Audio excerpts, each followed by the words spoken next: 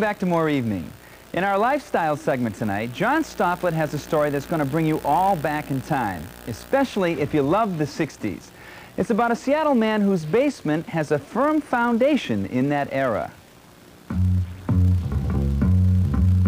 There's something very unique in James Carbo's house. This is the silver room. No, it's not the silver room where nearly every object is silver. It's a place you'll find through the silver doors, just past the room with the aluminum foil ceiling.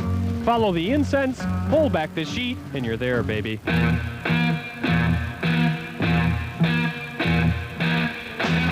This is the psychedelic room.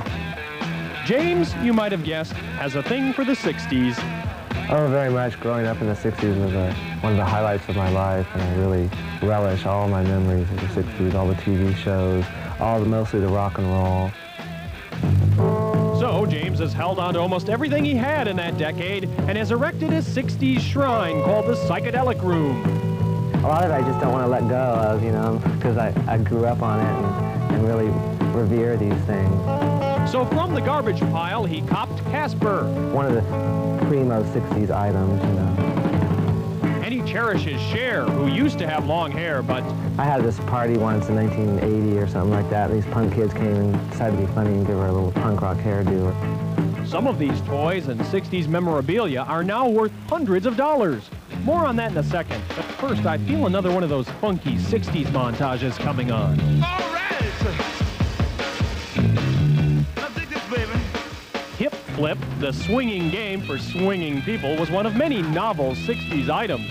Some, like this Peter Max plate, are now worth $250.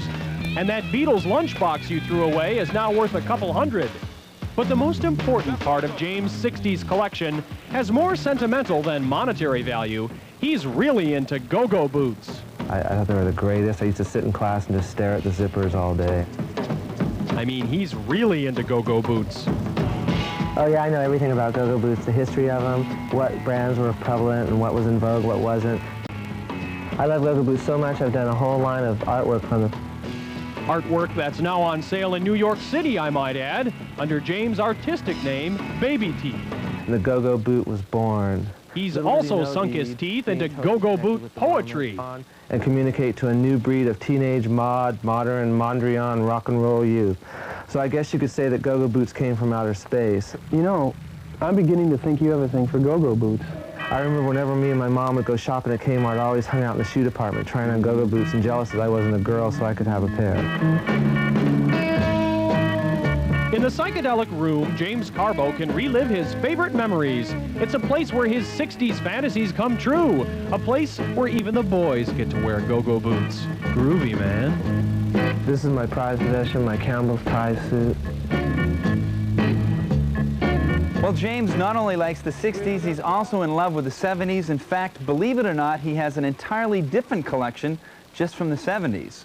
And maybe the next time we see him, he'll model some of his platform shoes for us.